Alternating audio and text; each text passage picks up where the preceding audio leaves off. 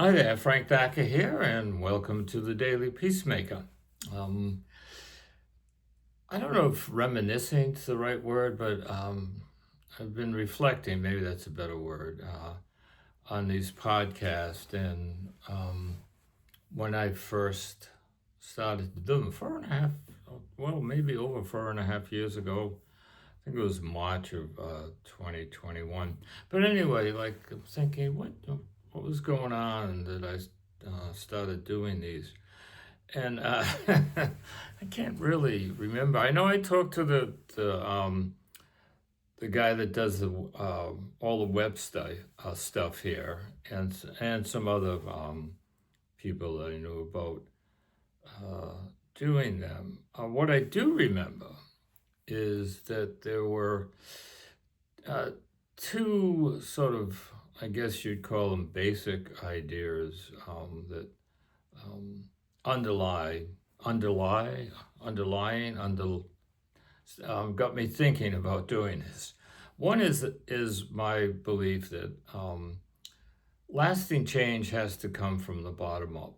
Yes, government, organizations, and political um, laws and bylaws and policies and all that stuff is helpful, but um, if something's going to last, it's got to come from the bottom up, from ordinary people like you and I. So that was one thing, and I think all of these podcasts are tied to that. They're um, directed, for lack of a better word, towards um, things in our everyday life and how we can um, take perspectives that will help us in this journey to create a culture of peace.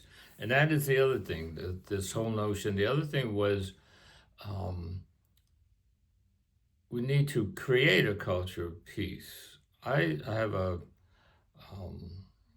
I guess, a hard time with the word peace. It's so vague, and it's almost like there's this place out there in cyberspace or somewhere called peace, and we're trying to get there. And I find it that such a place probably doesn't exist. You know, it's like, oh, peace is just over this mountaintop. If we can just get over and come on the other side, we'll be okay. I think what I find really helpful is the notion of we are creating a culture of peace. And when I say we, I mean everyday people like you and I. So those two things, that if we're going to create this culture, it's going to come from the bottom up, from people like you and I, and it's a process. And I find it helpful in the sense that um, the notion of creating is an ongoing thing. It's not like you have the product or whatever you want to call it already made. You're in the process of creating that. So we don't have peace, and there's no such place as peace. And we are trying to create a culture of peace. And then we got really out on a limb. And when I say we, again, there are a number of people that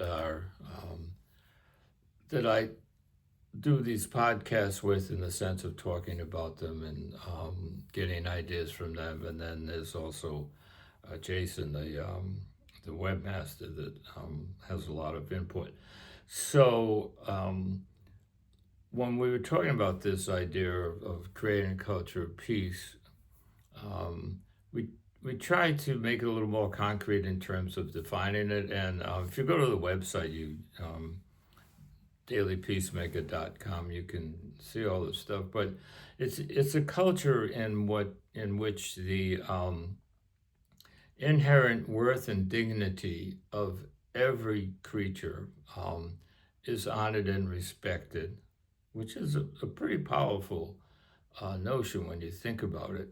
Um, and the second piece is that conflicts would be resolved nonviolently. And the third piece would be it's a culture in which people feel relatively safe and secure and even feel a sense of being able to prosper, not in the sense of prosper, making a lot of money, but in the sense of, yes, having a fairly decent lifestyle with enough money to provide food and shelter and good health care and those types of things.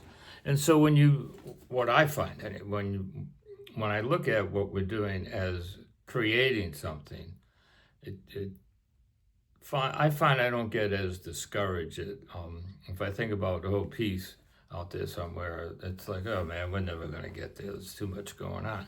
So it's not a destination per se. It's something that we are creating. We created a culture of peace, which is really a lifestyle for all people. So those two things that we're trying to create a culture of peace, and it's got to come from ordinary, everyday people like you and I. And that's why a lot of these podcasts are hopefully helpful in giving people perspectives on how to go about that.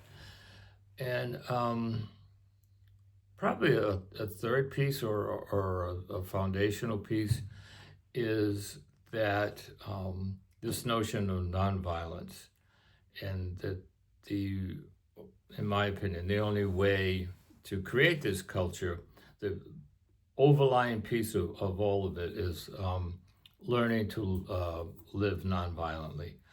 And I believe that nonviolence is a science.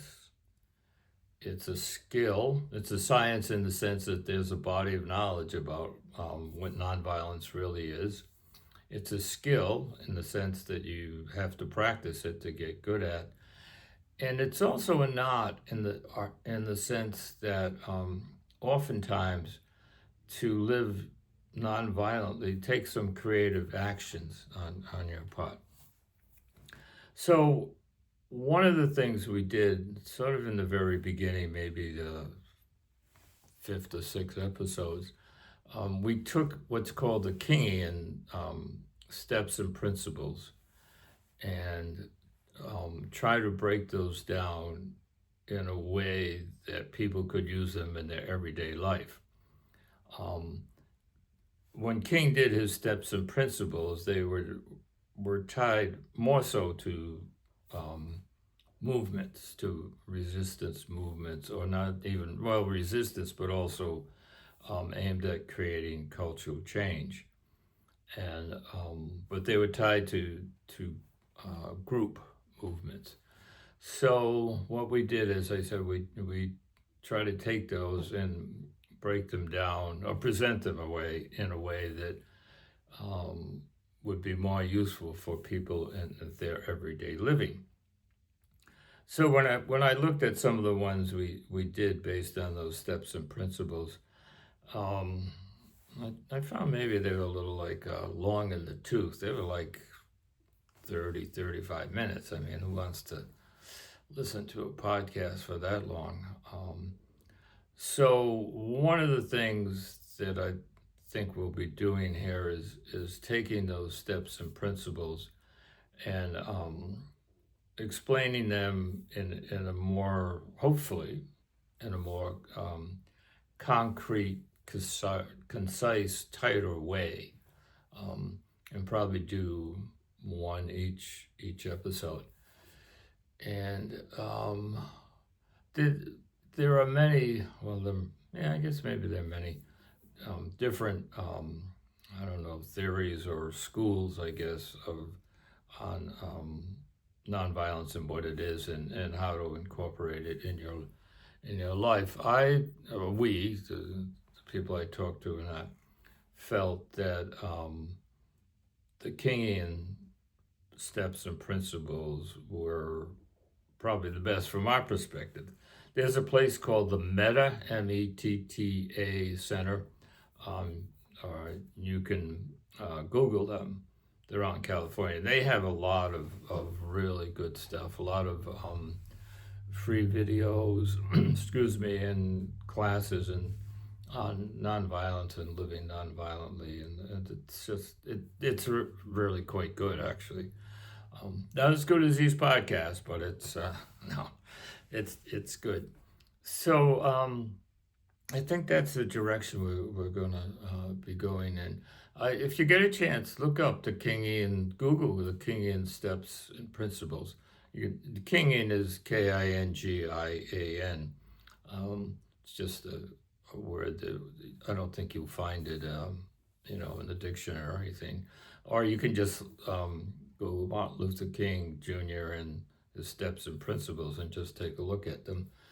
And I think that's where we're going to be going. Just go back over those. And so I'll stop here. There's some other things, but maybe, you know, next time I'll get into a couple of those that are sort of lead ins to the steps and principles.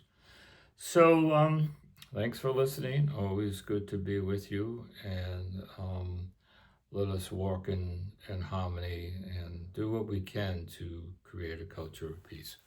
All right, peace.